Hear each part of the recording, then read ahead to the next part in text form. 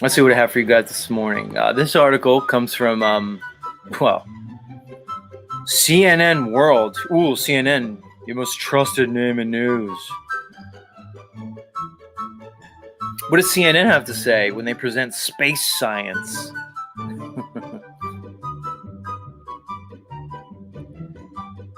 This article is entitled Neptune's Clouds Have Disappeared. And why can't I read this? And scientists think they know why. Wow. And then what they do, guys, is they show us an image, multiple images from the Hubble Space Telescope and its observations of Neptune from 1994 to 2020. So Hubble Space Telescope, it's so good. I mean, because I know we got a bunch of telescopes here, terrestrially, like really big ones and stuff that we use to observe the heavens. But the good thing, NASA has this like really cool telescope called the Hubble Telescope, and it's really high. I think they tell me it's like 350 miles up. That's really high, guys. And it's got to be traveling real fast if it's that high. So, because they say the International Space Station is 250 miles above Earth's surface. Most satellites are 150 miles. But the Hubble Space Telescope, that's like 350 miles. So I'm sure it's going to get a real good look at, space. So good thing that, I'm able to look at these images from 1994 to 2020 of Neptune. And I'm sure these are, not rendered images whatsoever. I'm sure they're not, completely computer generated CGI. I'm sure, they call them images. They don't even have the balls to call them photos. Sometimes they actually do call them photos, which I think is funny. But we have these images of Neptune from the Hubble Space Telescope.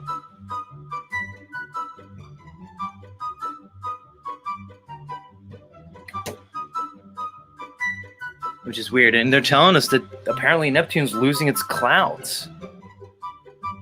It's weird. Like, I can't tell that from here. I can't, verify it. Let's see what CNN has for us here. Astronomers have been puzzling over a mystery on Neptune, and now they think they have unlocked a secret. The ice giant's ghostly circus-like clouds largely disappeared 4 years ago. So, just so you guys if you didn't know, apparently Neptune's an ice giant, and it used to have ghostly circus-like clouds, but now they're disappeared. Wow. What a weird time in history. We could watch the heavens just change in front of us.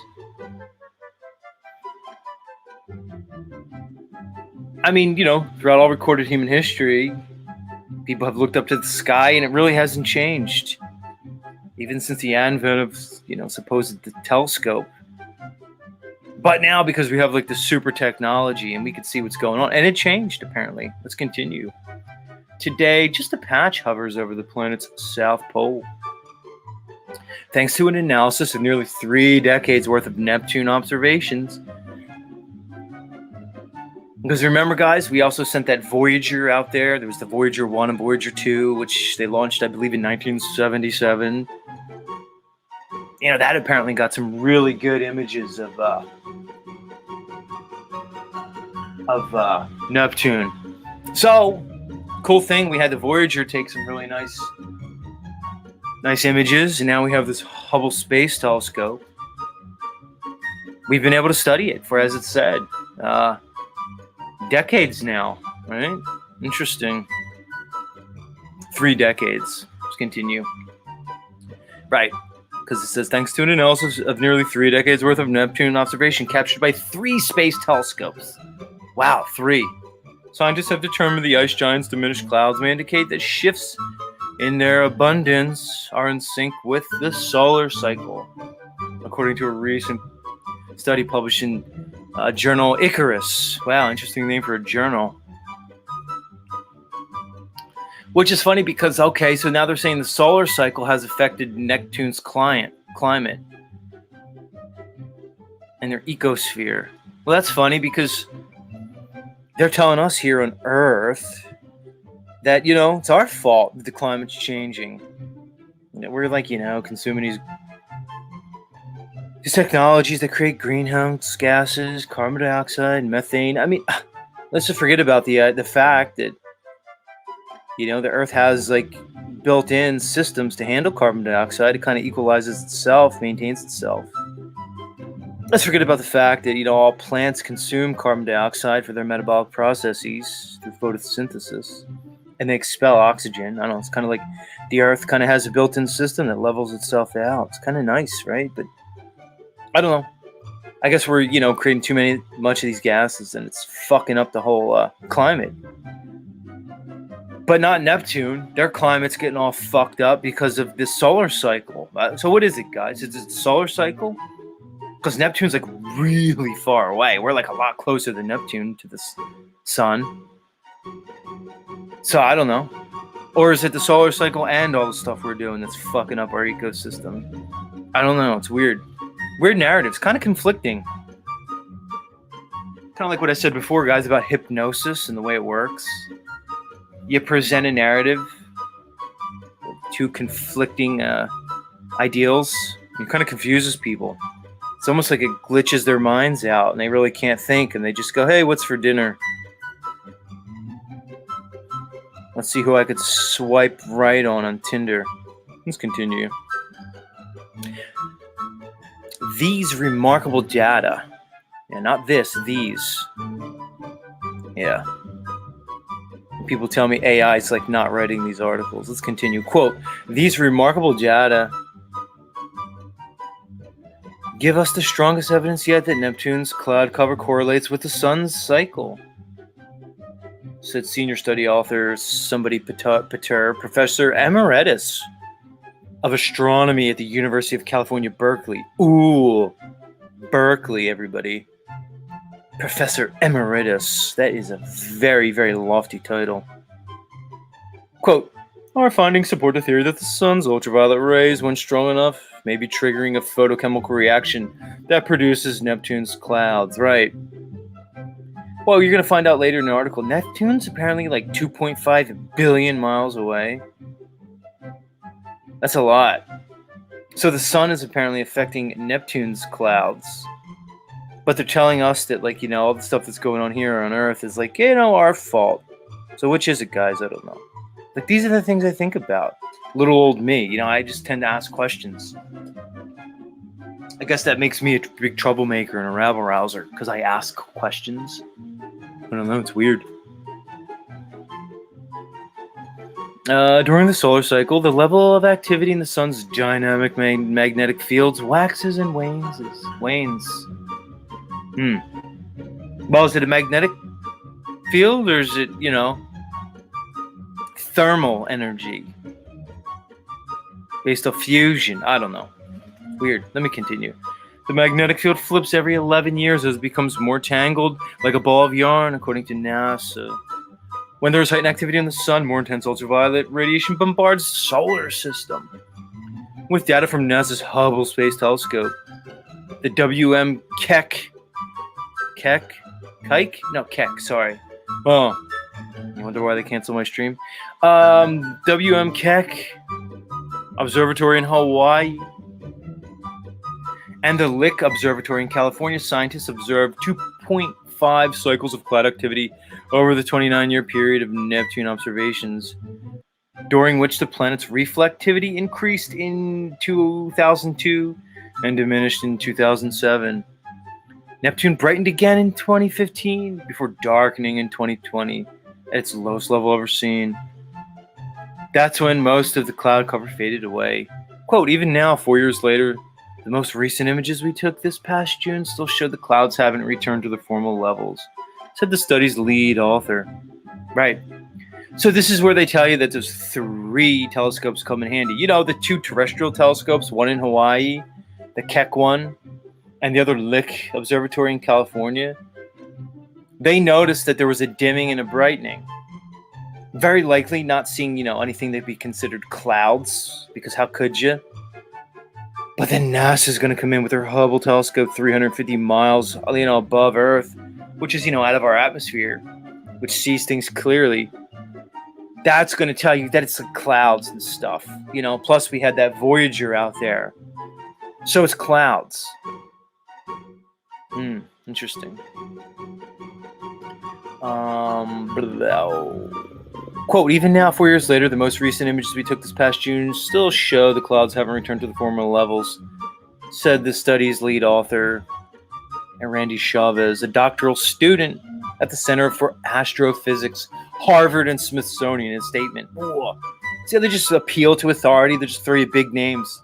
This is how NLP, neuro-linguistic programming, works, everybody. They're going to tell you somebody's a professor emeritus at Berkeley, and he's going to tell you this thing. And then the doctoral student at the Center of Astrophysics at Harvard and Smithsonian is going to tell you another thing.